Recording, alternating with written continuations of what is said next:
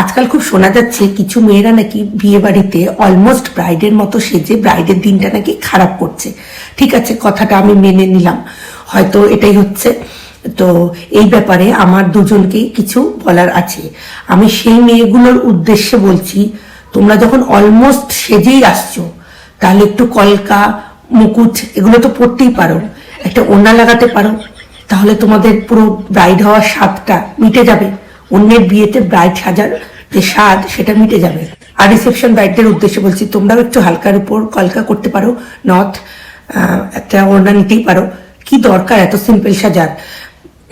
এতটাই সিম্পল সাজার কি দরকার আছে যে ব্রাইডকে চেনাই যায় না?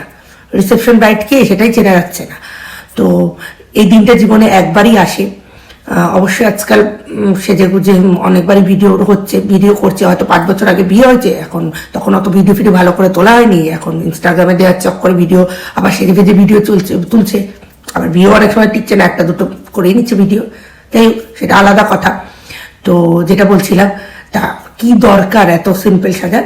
তোমরা কিন্তু ভেবো না ওগুলো আমি বলছি।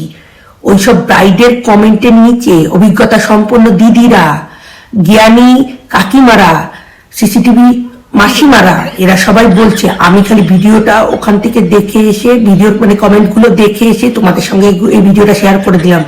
তোমরা কিন্তু আমাকে গালাগালি দিতে এসো না, ঠিক আছে? চলো, বাই বাই, আবার খবর পেলে জানাবো, টাটা।